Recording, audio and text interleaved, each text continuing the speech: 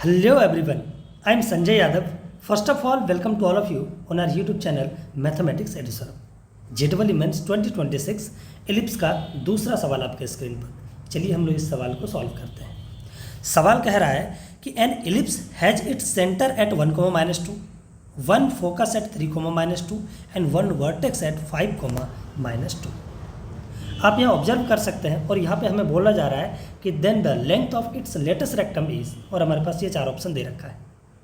आप यहाँ पे ऑब्जर्व कर सकते हैं कि जो सेंटर है, वर्टेक्स है और फोकस है, सभी का वाई कोऑर्डिनेट फिक्स है। वाई कोऑर्डिनेट कितना है? -2, -2, -2। इसका मतलब क्या हुआ कि ये सेंटर, वर्टेक्स, फोकस सभी के सभी लाइन y बराबर -2 के ऊपर है। इसका मतलब क्या हुआ?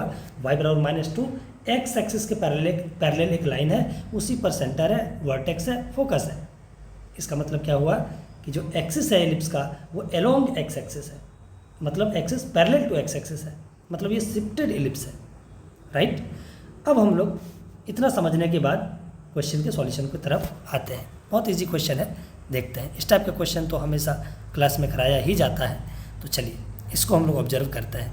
ये बोल रखा था कि ये एलिप्स है हमारे पास, नहीं, और इस एलिप्स में ये जो सेंटर है, सेंटर कितना दे रखा है हमारे पास? 1, -2, ठीक है। फोकस हमारे पास है 3, -2 और हमारे पास वर्टेक्स दे रखा है 5, -2।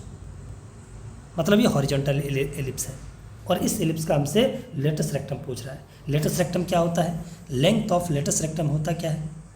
Length of LR latus rectum कितना होता है? 2b² a, हॉरिजॉन्टल एलिप्स का। मुझे b² और a² चाहिए। यहाँ पे देखिए b² और a चाहिए। a तो सिंपल है क्योंकि शिफ्टेड एलिप्स हो, कुछ भी हो, सेंटर और वर्टेक्स के बीच का डिस्टेंस तो चेंज नहीं होता है।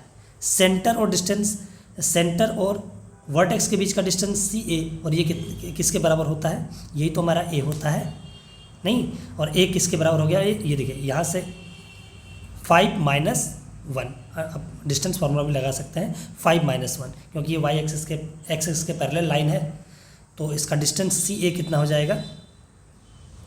ये हो जाएगा 5 - 1, दैट मीन्स 4।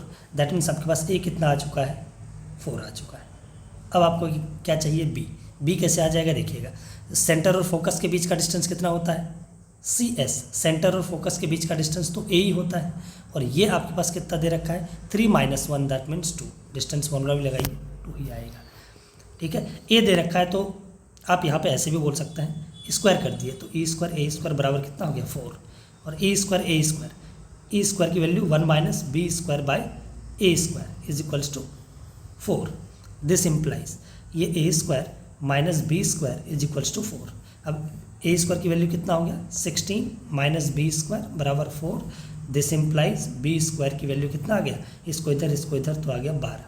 तो देयरफॉर b² आ ही गया, A आ ही गया। लेंथ ऑफ लेटेस्ट रेक्टम निकाल लीजिए।